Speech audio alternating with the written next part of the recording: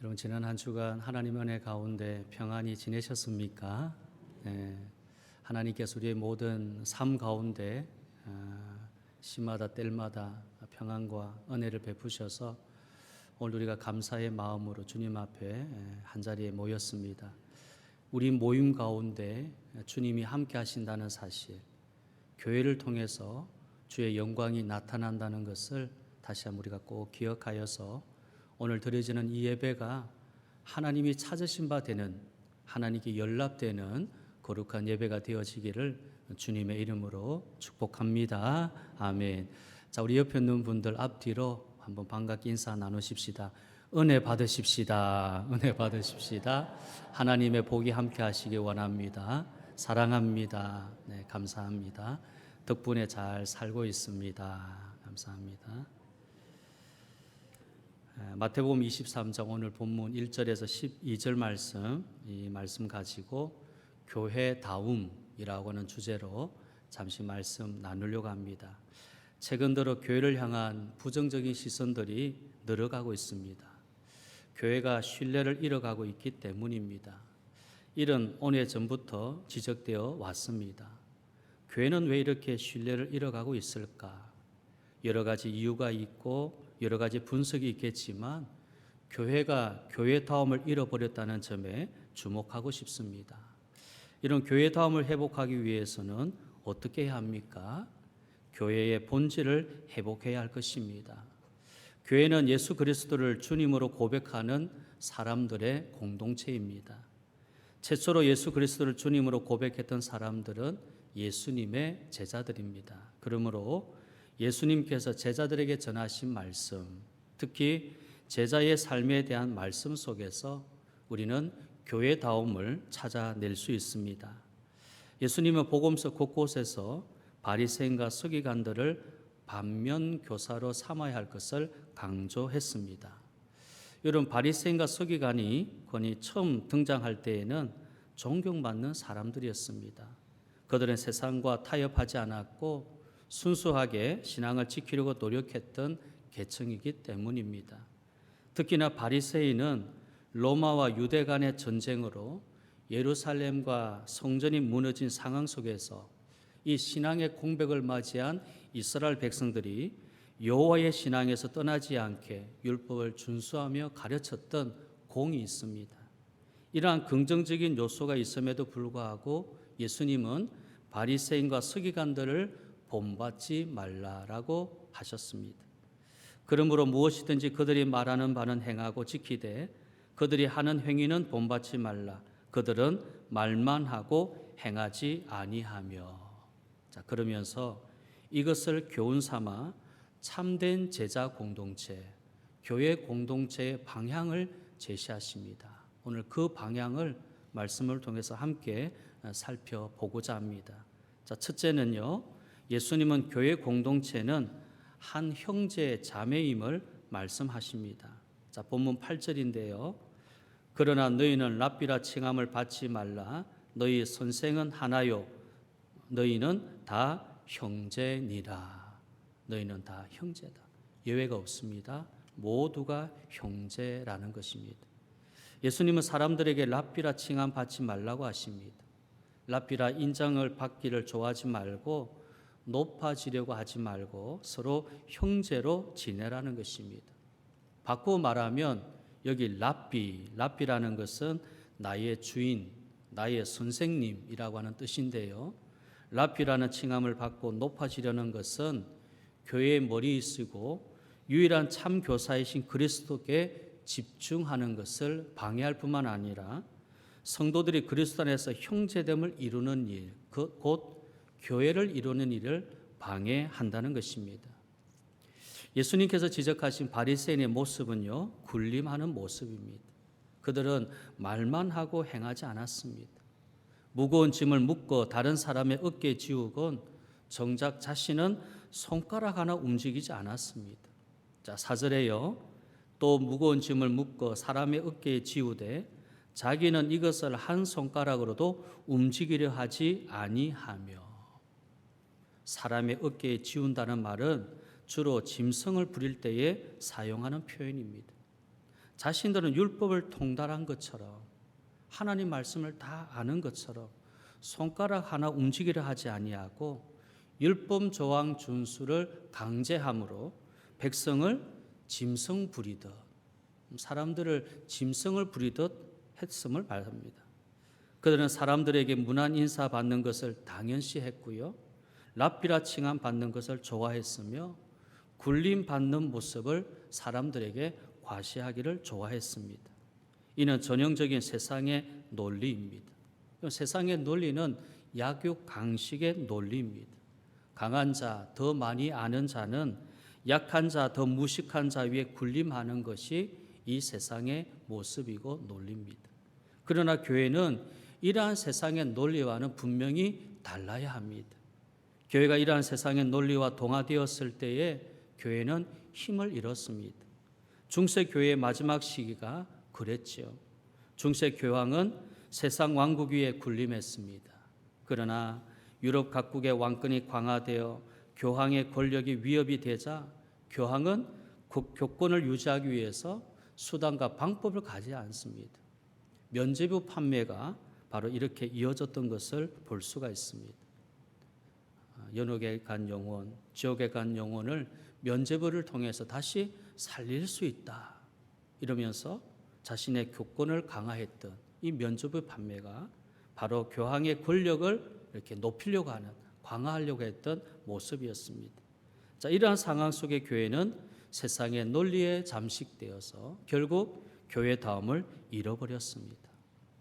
하지만 예수님은 제자들에게 바리새인과 서기관의 이러한 모습을 반면교사로 삼으라고 명령하십니다. 너희 제자들은 랍비라 칭함을 받지 말라라고 하시면서요, 우리가 다 형제임을 기억할 것을 말씀하신 것입니다. 자, 본문 다시 8절 말씀 함께 읽겠습니다. 8절. 그러나 너희는 랍비라 칭함을 받지 말라. 너희 선생은 하나요, 너희는 다 형제니라. 형제는 서로 군림하는 관계가 아닙니다. 형제는 서로 존중하며 사랑하는 동등한 관계입니다. 형제는 서로에게 부족한 점이 보여도 그것을 이해하고 품어줄 수 있는 관계가 되어야 됩니다. 초창기 교회는 이러한 모습을 실현시켰습니다. 사도행전은 초대교회는 가난한 사람이 없었다라고 말합니다. 초대교회가 그럴 수 있었던 것은 믿는 무리가 한 마음과 한 뜻이 되어 모든 물건을 필요에 따라 서로 통용하고 자기 재물을 자기의 것이라고 조금도 하지 않았기 때문이라고 말씀합니다. 이것이 가능했던 이유는 교회 공동체에 속한 모든 이들이 한 형제 자매임을 인식했다는 것입니다. 겉으로만 형제 자매라고 한 것이 아니라 그들의 마음 깊은 곳에서 서로 형제이고 자매임을 인식하고 있었기 때문입니다. 사도행전에 처음 등장하는 교회는 서로에게 군림하는 그러한 것이 아니라 각자의 필요를 따라서 동등한 공동체였습니다. 그러기에 온 백성의 칭송을 받고 주께서 날마다 구원받는 사람을 더해하는 복이 초대교회에 일어났습니다. 이런 한국교회의 처음 모습도 이와 비슷했지요. 선교 초기 조선은 신분 사회였습니다. 하지만 선교사를 통해 복음을 접한 이 땅의 처음 그리스도인들은 신분에 따라 군림하는 데서 벗어나서 신분과는 상관없이 예수님의 말씀대로 한 형제 자매로 참 공동체를 이루려고 했습니다. 비록 신분 사회라고 하는 시대의 한계 속에 갇혀 있는 경우가 많았지만은요, 소를 잡고 돼지를 잡던 백정 출신 박성춘 장로, 하인 출신의 이자익 목사와 같이 신분에 극복하는 사례가 등장하기 시작했습니다. 어떻게 낮은 신분의 사람인 이 백정 출신의 사람이 장로가 되고 하인으로 있었던 사람이 목사가 되었느냐? 이건 신분 사회에서요, 가장 비천한 그러한 출신들이 목사가 되고 장로가 되었던 것이 바로 교회에 일어났던 일이었습니다. 이런 우리 옆 사람을 한번 보시기 바랍니다. 얼마나 따뜻한 사람입니까? 그래도 믿음으로 살아보려고 오늘 이 자리에 온 것 아닙니까? 이런 사람들이 내 인생의 여정 중에 예수님의 사랑 안에서 한 형제로 만나게 되었다는 것을 진심으로 기뻐하고 서로가 실망이 되지 않도록 우리가 믿음으로 사랑으로 지켜가기를 바랍니다. 이를 위해서 우리가 해야 할 일이 있습니다. 에베소서 4장 2절인데요. 모든 겸손과 온유로 하고 오래 참음으로 사랑 가운데서 서로 용납하고, 겸손, 온유, 인내, 사랑, 용납이라고 하는 5가지 단어입니다. 이것이 한 형제 자매가 되는데 필요한 요소들입니다. 이 5 단어를 마음에 품고 교회 올 때마다, 아니 늘 묵상하면서 형제 자매들을 보고 말해 보기를 바랍니다. 우리는 건강하고 아름다운 교회를 세우는, 그래서 부르심을 받은 하나님의 한 가족입니다. 그럴 때 예수님이 이렇게 말씀하시죠. 히브리서 2장 11절 12절입니다. 거룩하게 하시니와 거룩하게 함을 입은 자들이 다 한 근원에서 난지라. 그러므로 형제라 부르시기를 부끄러워하지 아니하시고 이르시되 내가 주의 이름을 내 형제들에게 선포하고 내가 주를 교회 중에서 찬송하리라 하셨으며. 여기에 주의 이름을 누구에게 선포합니까? 내 형제들에게 선포. 형제 자매가 되어진 교회 공동체에 주님의 이름이 선포된다는 겁니다. 형제가 자매가 아닌 곳에는 주님의 이름이 선포될 리가 없다는 겁니다. 각각 개인적으로 또 각각 따로따로 그런 곳에는 주님의 이름이 선포되지가 아니하고 내 형제들에게 주의 이름이 선포되고 내가 주를 교회 중에서 찬송, 교회 가운데 주님이 찬송을 받으신다. 그러므로 형제라 부르시기를 부끄러워하지 아니하신다. 여러분, 주님이 우리 교회를 부끄러워하지 않는 교회가 되기를 원합니다. 우리 교회를 자랑스러워하시는 교회가 되기를 원합니다. 형제 자매로서 함께 교회 공동체를 이룰 때에 주님은 자랑하시고 우리 가운데 찬송을 받으시는 것입니다. 둘째로 예수님은 교회 공동체는 하나님 중심 공동체라고 말씀하십니다. 자, 본문 9절과 10절입니다. 땅에 있는 자를 아버지라 하지 말라. 너희의 아버지는 한 분이시니 곧 하늘에 계시니시니라. 또한 지도자라 칭함을 받지 말라. 너희의 지도자는 한 분이시니 곧 그리스도시니라. 예수님은 바리새인과 서기관들의 외식을 꿰뚫어 보셨습니다. 그들은 여호와를 유일한 하나님으로 고백합니다. 또한 그들은 여호와 율법을 엄격히 지켰습니다. 그러면서도 위선적이게도 바리새인과 서기관들은 스스로 하나님의 위치에 준한 자로 생각을 했습니다. 사람들은 종종 바리새인과 서기관들을 아버지라고 불렀고 때로는 그들을 이스라엘의 참 지도자로 여겼습니다.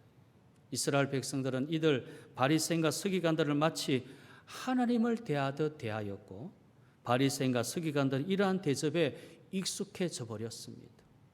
나는 이 지역, 이 사회의 아버지와 같은 존재야. 나는 이스라엘의 참 지도자야. 나는 하나님과 같은 존재야. 그렇게 스스로를 여겼던 자들이 바리새인과 서기관들이었습니다. 그런 대접을 받는 데에 익숙해져 버렸다는 것입니다. 하지만 예수님은요, 땅에 있는 자들을 아버지라 하지 말라. 여기 땅에 있는 자는 바리새인과 서기관들을 가리키는 겁니다. 그렇게 경고하시고요. 예수님은 또한 스스로 지도자라 칭함 받지 말라고 명령하십니다. 그러면서 명확하게 일러주십니다. 너희 아버지는 한 분이시니 곧 하늘에 계신 이시니라. 너희의 지도자는 한 분이시니 곧 그리스도시니라. 하나님 아버지 한 분밖에 없고 지도자도 예수 그리스도밖에 없다는 것. 우리가 이 말씀을 통해 확실히 알 수 있습니다. 교회 공동체는 삼위일체 하나님 중심이 되어야 됩니다. 교회 안에서는 삼위일체 하나님보다 앞선 것이 없습니다. 교회 안에서는 어떤 인물도 삼위일체 하나님을 대체할 수가 없습니다. 아무리 뛰어난다 할지라도 하나님을 대체할 수는 없는 것입니다. 예수님 이러한 교회의 원리를 포도나무 비유로 설명을 하십니다. 나는 포도나무 너희는 가지라. 그가 내 안에 내가 그 안에 거하면 사람이 열매를 많이 맺나니 나를 떠나서는 너희가 아무것도 할 수 없음이라. 주님을 떠나서는 아무것도 할 수 없다. 하나님 중심의 교회가 아니면 아무것도 할 수가 없다. 하나님 중심의 교회, 그것이 교회 공동체입니다. 그래서 사도 바울은 골로새서에서 그리스도를 교회의 머리라고 했습니다. 교회의 머리. 이런 머리가 없는 몸통을 여러분 어떻게 상상하시겠습니까? 죽은 것이겠죠. 교회의 머리가 되신 예수 그리스도.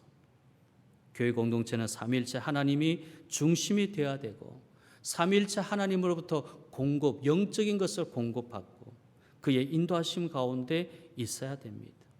자, 그러면 삼위일체 하나님 중심의 교회는 구체적으로 어떤 교회입니까? 교회를 세워놓고 사람들만 모인다면 교회의 존재 의미가 무엇이겠습니까? 삼위일체 하나님 중심의 교회는 첫째로 삼위일체 하나님의 정체성이 분명한 교회입니다. 여러분, 신앙의 본질은 삼위일체 하나님입니다. 우리는 믿음의 현상을 보기 위해서 교회에 나온 것이 아니라 삼위 하나님을 알고 만나기 위해서 교회에 나와야 됩니다. 매주일 하나님이 누구시냐, 예수님이 누구시고 성령님이 누구신가 고백하고 확인하며 말하는 신앙이 기대돼야 되는 것입니다. 그래서 교회는 오직 복음에 집중하는 겁니다. 복음적 교회가 되는 것이 교회 기반뿐만 아니라 믿음의 근거를 형성하고 세워주는 데에 결정적인 것입니다. 복음 위에 세워지는 교회, 곧 삼위일체 하나님의 중심의 교회, 거기에 교회의 기반이 있는 것이고 믿음의 근거가 확실한 것입니다. 둘째로 하나님 명령하신 사명에 충실한 교회입니다. 삼위일체 하나님 중심의 교회는요, 자신의 사명을 완성하는 교회를 말합니다. 많은 사람들이 예수님 만나고 신앙 고백하고 난 이후 사람들은 무엇을 해야 될지를 모릅니다. 하나님 알고 난 후에 꼭 알아야 될 자신이 누구인가를 발견하지 못했다는 것입니다. 정말 교회 안에서 심각한 것은 구원 이후에 다음 과정에 진입하지 못하는 사람이 대부분이라는 것입니다. 내가 예수님 믿고 천국 가면 되는 것이지, 그 다음의 과정으로 진입하지 못하고 있는 분들이 많다는 것입니다. 예수님 믿고 나면 그 다음에 해야 할 것이 무엇인지를 아는 것을 사명이라고 말합니다. 즉 사명이란 하나님 명령을 말하는 거죠. 이 명령을 받은 사람을 사명자라고 말합니다. 그런데 신앙의 형성 과정에 끊임없이 확인시켜주며 응답받도록 만들어주는데 어려운 것이 믿음에서 사명으로 옮겨가는 작업이라는 거예요. 사람들은 믿음의 길은 원하지 사명의 길을 원하지 않습니다. 왜 사명을 외면하고 피하려고 하는 것입니까? 믿음은 눈에 보이지 않고 개인적입니다. 믿음의 길을 간다는 것은 보이지 않고 내 개인적인 것이니까 믿음의 길을 가는 것은 원하는데, 그러나 사명은 부담이요, 헌신이요, 희생이라는 개념이 깔려있기 때문에 참 무겁게 느껴지고요. 특히 교회를 세우는 사명은 평신도보다 목회자에게 해당된다는 것이라고 생각하는 것이 지배적입니다. 주님의 교회를 세우는 것은 목사가 할 일이지 내가 할 일이 아니다라는 그런 생각이 지배적입니다. 나는 예수 잘 믿다가 천국 가면 그만이지. 교회 세우는 것은 장로나 목사가 하는 일이지 나는 예수 잘 믿고 천국 가면 되는 것이다. 믿음의 길을 가는 것밖에 사명의 길을 가지를 않는 것입니다. 내가 그 다음에 무엇을 해야 되는지를 알지 못하면서 교회만 왔다 갔다 하는 그런 종교적인 생활을 하고 있는 것입니다. 그러나 사명이라는 것은 목회자에게만 필요한 것이 아니라 모든 믿는 자에게 주신 주님의 명령입니다. 주님의 교회를 세우는 것은 구원받은 모든 이들이 이루어야 될 하나님의 일입니다. 그러므로 우리는 오늘 또다시 믿음에서 사명으로 옮기는 영적 작업을 해야 됩니다. 편하고 쉽고 자연스럽게 세워지는 주님의 교회는 없습니다. 여러분 한번 보십시오. 어떻게 편하고 쉽고 자연스럽게 세워지는 교회가 어디 있습니까? 주님의 교회라는 그 이름과 권위는 사람의 생각과 감정과 의지대로 세워지지 않는다고 하는 개념입니다. 그렇지 않으면 사람의 교회라고 불러야 되죠. 주님의 교회라고 부르는 이유는 그 이름과 권위가 전적이 주님의 뜻에 달려 있다는 것입니다. 사람의 생각, 사람의 감정, 사람의 의지대로 세워지지 않는다는 것입니다. 그래서 사도 바울은 정리해 주는 것처럼 여러분은 자기를 위하여 또는 온 양떼를 위하여 삼가라. 성령이 그들 가운데 여러분을 감독자로 삼고 하나님이 자기 피로 사신 교회를 보살피게 하셨느니라. 사도행전 20장 28절. 그리고 고린도전서 3장 10절에 내게 주신 하나님의 은혜를 따라 내가 지혜로운 건축자가 같이 터를 닦아두매 다른 이가 그 위에 세우나 그러나 각각 어떻게 그 위에 세울까를 조심할지니라. 주님의 교회를 세우는 사명을 이루는 것은 삼가고 주의하고 조심하면서 성령의 임재와 인도 가운데서 해야만 하는 것입니다.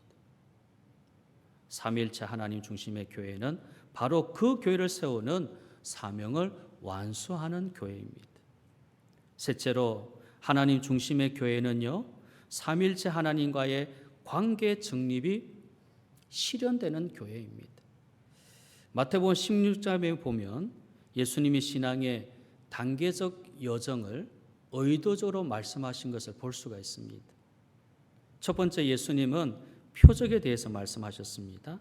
마태복음 16장 4절에 보면 악하고 음란한 세대가 표적을 구하나 요나의 표적밖에 보여줄 표적이 없다. 표적. 두 번째는 예수님은 믿음에 대해서 말씀하셨는데요. 8절에 보면 예수께서 아시고 믿음이 작은 자들아 어찌 떡이 없으므로 서로 논의하느냐. 세 번째는 예수님의 정체성입니다. 너희는 나를 누구라고 하느냐. 넷째는 사명에 대한 말씀이죠. 마태복음 16장 17절 예수께 대답하여 이르시되 바요나 시몬아 내가 복이 있도다. 이를 내게 알게 하니는 혈육이 아니요 하늘에 계신 내 아버지시니라. 우리의 사명은 아버지 하나님께로 오는 것이다. 마지막 다섯 번째는요, 예수님과의 관계에 대한 말씀입니다. 관계. 그러니까 표적, 믿음, 예수님의 정체성, 다음에 사명, 마지막은 예수님과의 관계, 하나님과 관계. 마태복음 16장 24절 25절입니다. 자, 이 말씀 우리 한번 같이 읽어 보십시다. 이에 예수께서 제자들에게 이르시되 누구든지 나를 따라오려거든 자기를 부인하고 자기 십자가 지고 나를 따를 것이니라. 누구든지 제 목숨을 구원코자 하면 잃을 것이요 누구든지 나를 위하여 제 목숨을 잃으면 찾으리라. 예수님과의 관계, 하나님과의 관계에 대한 말씀을 이 말씀으로 지금 설명을 하는데, 삼위일체 하나님과의 관계를 정립하기 위해서는, 실현시키기 위해서는 자기를 부인하고 자기 십자가 지는 길을 걸어갈 때에 온전히 이루어진다는 것입니다. 그것이 하나님과의 관계를 정립하는, 실현하는 길인 것입니다. 내 일을 생각하고 사람 일을 생각하면 하나님과의 관계는 깨어지는 겁니다. 주님이 이 말씀을 하시고 내가 곧 예루살렘에 올라가서 장로들에게 대제사장들에게 고난을 받고 죽임을 당할 것이라고 했을 때에 베드로가 뭐라고 합니까? 주님 그렇게 하지 마십시오. 이 일이 결코 주님에게 일어나지 않을 것입니다 라고 항변했을 때에 예수님은 베드로에게 사탄아 내 뒤로 물러가라. 너가 하나님의 일을 생각지 아니하고 사람의 일을 생각한다. 그렇게 말씀하셨습니다. 그 말씀 하신 후에 이 말씀을 주신 겁니다. 사람의 일을 하면 하나님과의 관계는 깨어지는가? 그래서 주님이 이 말씀하는 거예요. 하나님과의 관계를 정립하기 위해서는 자기를 부인해야 되고 자기를 죽여야 되는 십자가 길을 걸어가야 하나님의 일, 하나님의 관계가 정립되는 교회가 된다. 이 말씀하시는 겁니다. 우리는 늘 영광의 면류관을 생각하지 죽음의 십자가를 바라보지 않습니다. 그렇기 때문에 교회 안에서 일어나는 문제와 시험들의 내용들은 하나님과의 관계 정립과는 전혀 관계가 없고 하나님의 일들보다는 사람들에 의해서 만들어진 사람의 문제가 교회에서 일어나는 문제인 것입니다. 여러분 보십시오. 교회에서 서로 갈등하고 의견이 충돌하고 서로 이렇게 다투게 되어지는 문제가 하나님과의 관계로 인해서 일어나는 일입니까? 아니면 사람들의 관계에서 일어나는 일입니까? 여러분 어느 누가 내가 어떻게 하면 하나님의 일을 많이 할까? 어떻게 하면 하나님과 관계가 좋아질까? 그래서 서로 의견이 충돌하고 서로 갈등이 일어나고 있습니까? 모두가 사람에 의해서 사람의 문제로 교회 안에 다툼과 싸움과 분열이 일어나는 것입니다. 깨어지는 것이죠. 그래서 예수님은 자기 부인과 십자가를 생각하며 자신이 죽는 길을 가야 된다라고 말씀하시면서 이것이 삼위일체 하나님 중심의 교회라는 것입니다. 사람 중심의 교회 아닙니다. 하나님 중심의 교회, 건강한 교회지요. 마지막 세 번째로 예수님은 교회 공동체를 섬기는 공동체라고 말씀합니다. 첫째는 형제 자매입니다. 둘째는 하나님 중심의 교회. 마지막은요, 섬기는 공동체입니다. 11절 12절 너희 중에 큰 자는 너희를 섬기는 자가 되어야 하리라. 누구든지 자기를 높이는 자는 낮아지고 누구든 자기를 낮추는 자는 높아지리라.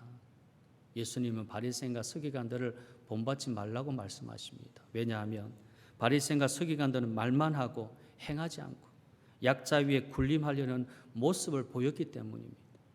성도들 위해 내가 군림하려고 하는 모습을 보였는데 말만 하지 행하지를 않습니다. 뿐만 아니라 자신의 영적 행위와 율법 지식을 사람들에게 과시하고자 했습니다. 자, 5절을 한번 보십시오. 5절에 그들의 모든 행위를 사람에게 보이고자 하나니 곧 그 경문띠를 넓게 하고 옷수를 길게 하고, 여기 보니까 모든 행위라 그랬습니다. 한두 개만 한 거 아닙니다. 모든 행위가 철저하게 사람에게 보이려고 하는 겁니다. 그러면서 여기 보니까 하나님 말씀을 담아두는 상자죠. 경문입니다.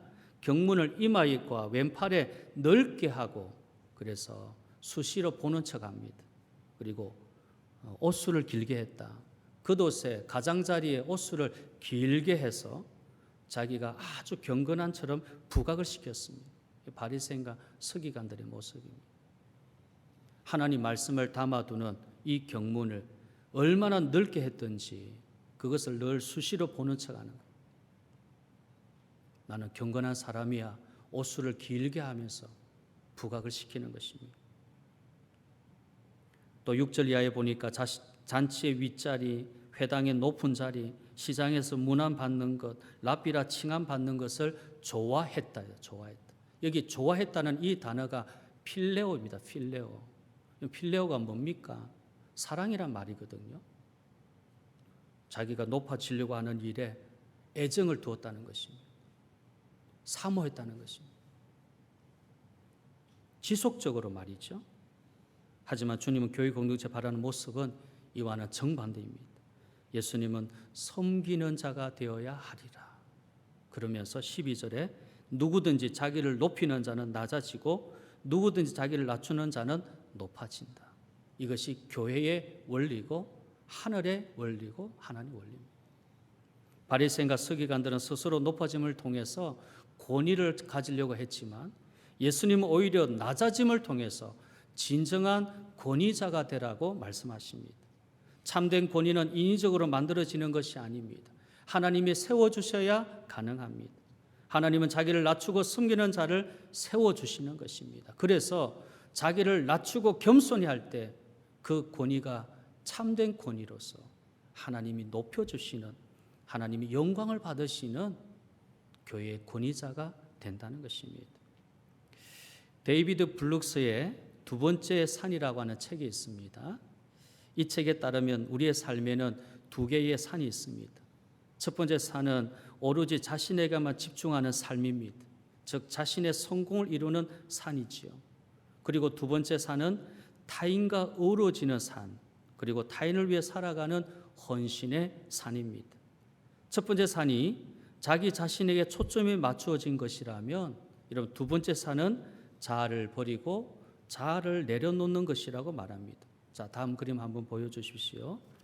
그래서 첫 번째 산에서는 자기 자신에게만 집중하지만 그러나 결국 채워지지 않는 텅 빈 마음을 얻습니다. 아무것도 얻지 못한 자신 성공을 위해서 자기의 성공, 자기에 집중하면서 산을 올라갔는데 산 정상에 올라가 보니까 아무것도 없습니다.